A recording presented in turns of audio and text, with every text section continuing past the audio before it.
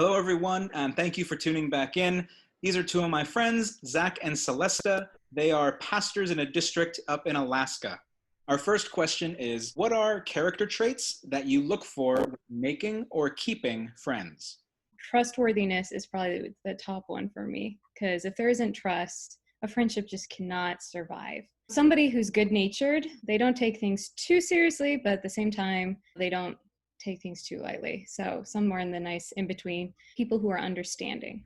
I'm a pastor, so sometimes my schedule changes, at the last minute. And so having friends who are understanding and can say, okay, I get it. I know an emergency came up. We can talk tomorrow or next week. One thing that I think about is someone who is easygoing, because it's no fun when you feel pressured or guilted into stuff that you don't want to do. So someone that can go with the flow with you and is willing to be flexible, just like you should be willing to be flexible as well for other people. Someone who's willing to listen to you, someone who's willing to grow with you and consider what you say, instead of automatically assuming that they are right about everything. I also think that you need to have a compatible worldview to a certain extent before you can be the best of friends. It would be very difficult to be friends with someone whose worldview completely opposed yours, and they were diametrically opposed to everything that you said or everything that you believed in or things that you held to be important. I don't think that it's impossible to be friends with people like that, but I think it's easier to be friends when that is not the case. Our second question is, are there any Bible verses or stories that can teach us how to pick good friends or how to be good friends? First of all, I just say read the entire book of Proverbs, because it's got a really good list of guidelines for company, people you spend time with, and all sorts of other stuff. So Proverbs 17:17 says, a friend loves at all times, and a brother, or I'd say in ladies' cases, a sister, is born of adversity or from adversity. So that, I think, is the real distinguisher between really good friends and people who are kind of just shallow friends who really aren't there for you and aren't much of a friend, because the real friends will stick with you through adversity. They'll be next to you as you go through the hardships. They'll care for you. They're not going to run away just because you're having a rough day. They love at all times. They care. And that's one that I think is really good advice that Solomon gives there for distinguishing who's a good friend and who's not. One thing that I think is a really useful principle just in dealing with people in general, but also in your friendships, is Luke 6:31, where Jesus says, and as you wish that others would do to you, do so to them. Do unto others as you would have them do unto you. If you want to have friends, then you should probably be a person that someone would want to be friends with. Don't think you can pop people's tires and light their vehicles on fire and then expect that they're going to want to hang out with you. Do unto others as you have them do unto you. Be a person that you would want to be friends with. What does Jesus' life, actions, and words teach us about making, keeping, and being good friends? I think he, in my mind, is the definition of a good friend, Jesus. I just look at how he worked with his disciples who were his friends. They were friends that were born of adversity. Those friendships went through the fire and got refined and became good ones eventually. He stuck through the hard stuff with them, but also he was understanding and he was quick to forgive. And I think that's an important principle for keeping friends. Inevitably, if you're friends with somebody long enough, they're going to hurt your feelings, or something's going to happen in your relationship where there needs to be an apology. Or maybe it's a bigger apology, like this person has really hurt you. And then there needs to be forgiveness, reconciliation, or maybe a distancing of friendship. And so I appreciate the example Jesus gives is this one of reconciling and really seeking to be understanding and forgiving with his disciples, even when they betray him, and they deny that they're even friends. I think there's an important boundary. We're not God. We do not have the emotional capacity that he does, but I believe he'll give us those abilities to work with the people, our friends who really do want to reconcile with us. And the fact that he was a really humble friend. We all at some point have had a friend who's kind of the world revolves around them. And I really appreciate Jesus because the world really did revolve around him. Yeah, exactly. The world revolved around him, but he was humble about it. He was humble enough to wash his disciples' feet instead of making them, who should have actually washed his feet, do that, you know? I appreciate the example of humility, and that's really important, I think, with keeping friends too. If we are too self-centered, then eventually our friends will kind of start to fall away from us. Friendship is reciprocal. It's a give and take. Do unto others. The reconciliation thing that Celeste was talking about, like Matthew 18. So he says, if your brother sins against you, go and tell him his fault between you and him alone. If he listens to you, you've gained your brother. And so he's like, look, you guys have had a disagreement. You've had a falling out. This person has hurt you. Go talk to them about it and see if you can patch stuff up. He gives successive steps for trying to make this right, trying to help your brother back into the right way, trying to maybe prevent him from hurting other people. The humility that leads to reconciliation is super important and is exemplified in the life and teaching of Jesus. In another place, he says, if you remember that somebody else has something against you, go talk to him, go fix it, go make it right. I don't think we do that very often. We have unhappier lives because of that. If we were to do that more often and follow what Jesus actually said, I think we would have happier relationships in general. And people do. I can think of my own life. There have been multiple times there has been a falling out because there was a misunderstanding or somebody hurt somebody else, or I was hurt, or I unknowingly hurt somebody who was close to me. I worked to reconcile with those people. Many of those situations where this person who was my friend was willing to reconcile with me, we actually were able to restore a relationship to an even better place than it was at before the falling out. I know that Jesus's advice actually works if you have somebody who's willing to try. So do unto others, reconciliation, and then right hand in hand with this is forgiveness. Stuff happens and you're going to get hurt, but you have to be willing to move on. From that hurt, you have to be willing to set it down and try again. Because if you quit at the first time that somebody hurts you, you're just going to live an unhappy life. If you hold on to that hurt, even in situations of chronic hurt where this person has been doing stuff for many years. I'm not saying that you have to be super close with that person, but you at some point have to be willing to set that down and walk away from it and say, you know what, I'm not going to let this bullet fester in this wound any longer. We're taking it out. I'm going to move on. I'm going to let it go. That stuff goes hand in hand with what Jesus is saying in Matthew 18. You have to be willing to forgive that person. They have to be willing to forgive you. That stuff is really important for maintaining good friendships. I think my favorite thing with Jesus is that he loved people. Like, he loved his friends. When we don't have love, we suffer because of that. So Jesus, part of what he did as a friend is he fed love to his disciples. He gave it. He was constantly investing in them, not just the disciples, but people who were not his friends yet, that he was trying to make friends with. He was constantly going to them and healing them, interacting with them. And that, I think, is so precious. You know, if you're trying to make friends and you're having a hard time making friends, think, what am I investing into the people around me? Am I being a loving person? Am I being a nice person? What is my mode of operation when I come to people? Is it to be judging or condemning, or is it to be understanding and listen to them and care for them? So that's something I see from Jesus, making friends with people, that is so important and really meets a need that we all have in our own hearts. So, should we have friends who don't believe in God? I think it depends on the situation. So in general, I would say yes. When you're an adult especially, odds are that the majority of the people around you are not going to believe exactly like you do. If you think, oh, I can only be friends with Seventh-day Adventists, or I can only be friends with Christians, that cuts you off. Like, depending on how you react to that mindset, it could make you actually very unpleasant to be around in the workplace for other people. And again, that's not treating other people the way you want to be treated. You should be secure enough in what you believe that your faith won't be destroyed. you need to know your boundaries well. Yeah, if you know your boundaries well, then it's totally fine. And also know yourself well. If your willpower, your self-control is not very high, and you give in to peer pressure easily, maybe you need to consider just having friends who will encourage you in the right direction and not friends who will be a bad influence. Your number one priority needs to stay close to Jesus. That has to be it. And if whoever you are friends with is drawing you away from that, then you have to seriously consider, do I need to let this friendship go?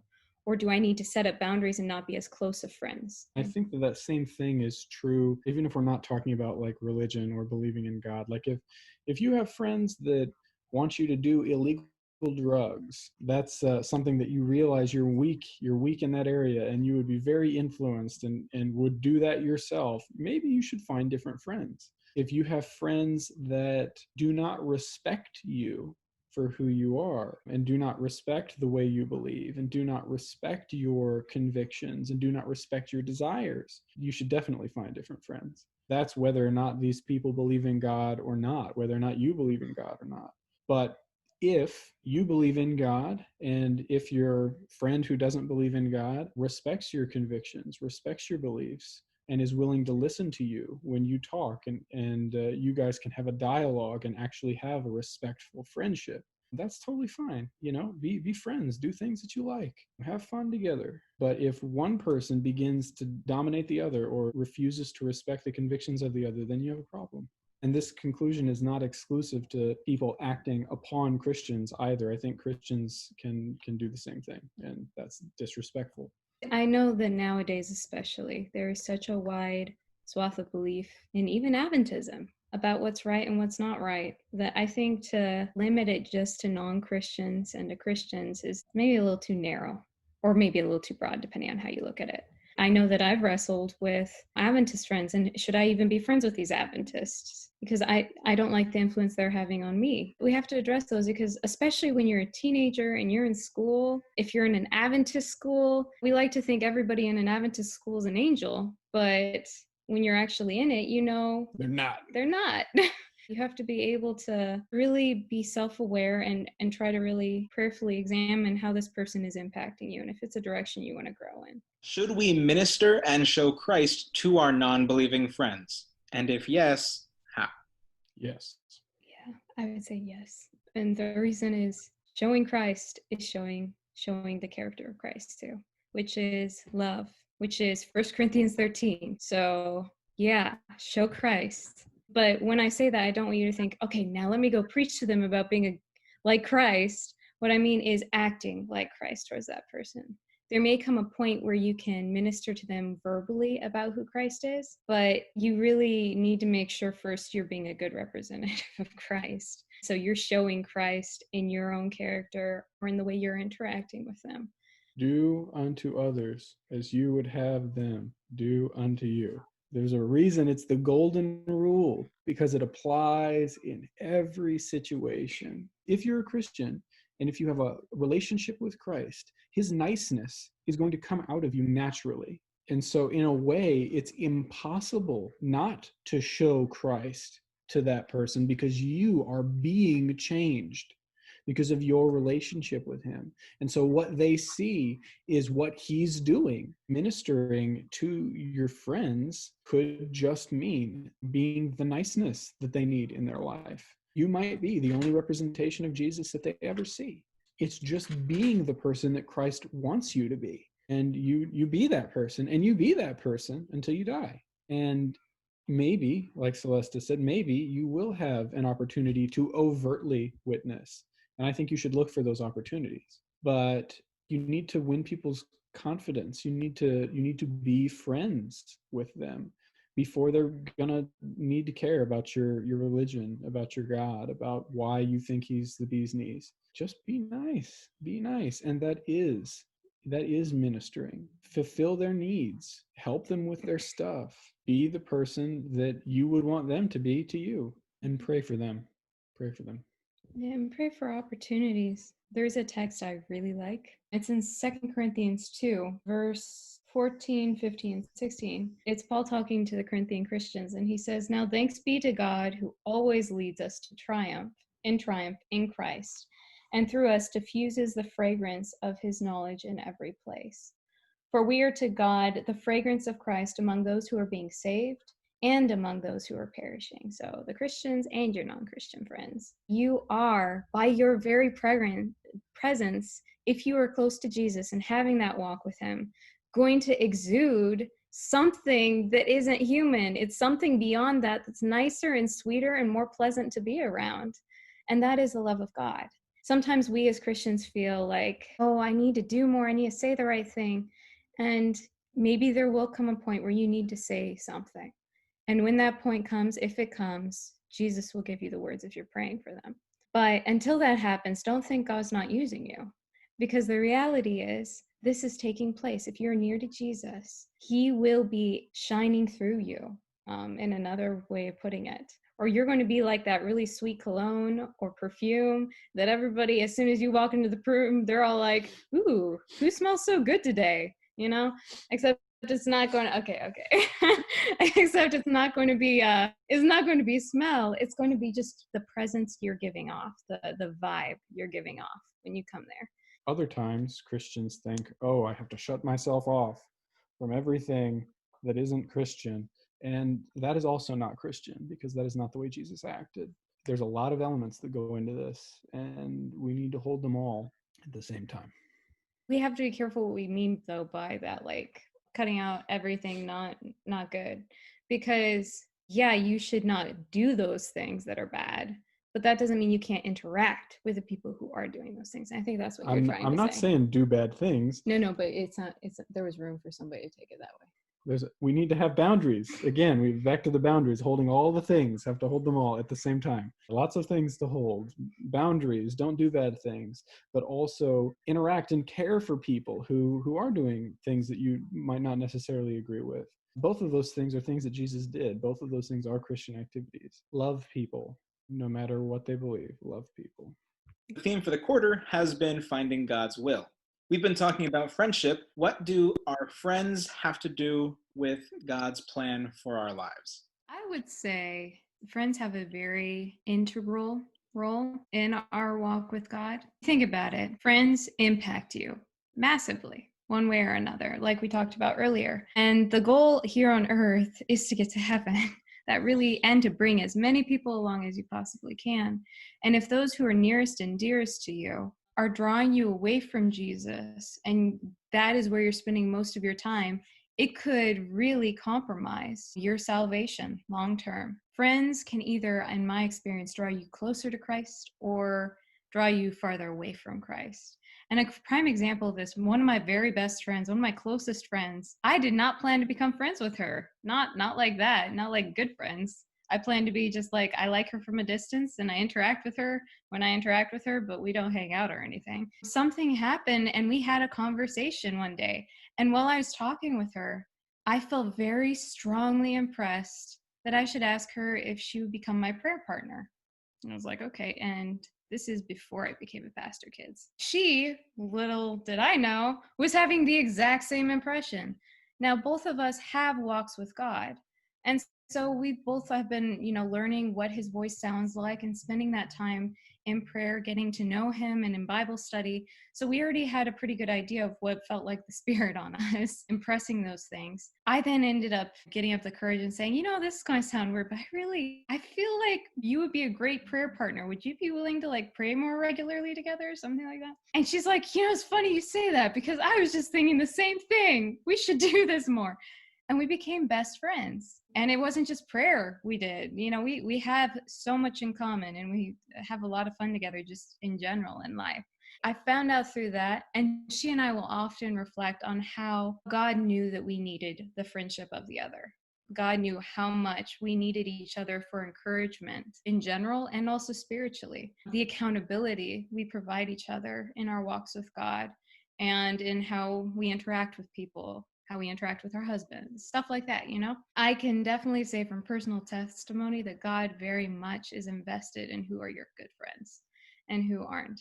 And if you are looking and seeking his guidance in your good friends, if you're reading the Bible, you'll find he's already given you a lot of indicators of who can be a good friend and who won't be.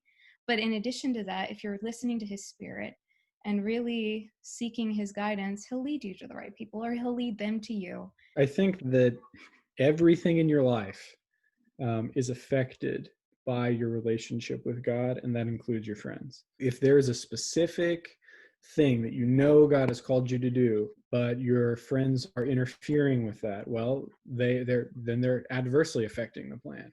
If they're cooperating with that, then they're helping you with the plan. It depends on the situation. They can be a tremendous help, or they can be a significant hindrance, just depending on what your call in life is and their willingness to accept you and the things that you believe, their willingness to help you with the things that you believe. It can affect you in a lot of different ways. And like in Celesta's story, sometimes God gives you specific friends and says, here, be friends, because it will be better for your spiritual life. There was a stage in my life where I was growing closer to God, but the people who had been my friends were not. We had just naturally distanced because the things they wanted to do were things I couldn't do. It went against what I read in the Bible as being things I should be doing, and I couldn't in good conscience do them. At that stage, I became pretty lonely. I was like, all right, Lord, I'm following you, but I would like some close friends because, just having kind of like casual friends is kind of lonely. I started praying for that. And the Lord did bring people. In light of the friends affecting your walk, if you do have friends that are negatively affecting your walk, talk to God about it. Eventually, He will bring you some people who can be those close, like soul friends who will walk with you through life and be that edifying, influence on your walk with God and that supporting person in your life. If you're at a point, I'm not talking to you, Ryan, but I'm just saying in general, if a person is at a point. If you specifically, Ryan, are at a point. If you're at a point where you're kind of in between, this sounds terrible, but if you're kind of in between good friends, I know the people I was hanging out with were holding me back from my walk with God, or I just can't resist the temptations that come with being with those guys. And so you've had to separate from them, and you're lonely and you're missing that close connection with people. I learned during my in-between time, when I started taking God seriously, that the Lord will be your best friend during that time if you let Him be. That is so important because He does fill the gaps that are in your life if there is no one else to fill them. And this is such a precious thing. And so during that time, I really grew to know God's love and friendship in a way I had only dreamed about or heard other people talk about, because I wasn't hanging out with my other friends as much at that point. I had more time to invest in getting to know God, hanging out and doing things, with Him and praying and talking to Him while I was doing other things I wanted to do. If you are in between, whoever is listening to this is in between friends, don't waste that time wishing for something you don't have. Ask God to help you make the most of that time. Get to know Him in that deep and awesome way He wants you to know Him. Then you'll be able to look back like I now can and say, the Lord did not let me waste that time. He made it something good. He will do that. I know that for sure. And I'm not the only person He's done this for. I know other people who He has done similar things for. So God's a faithful friend.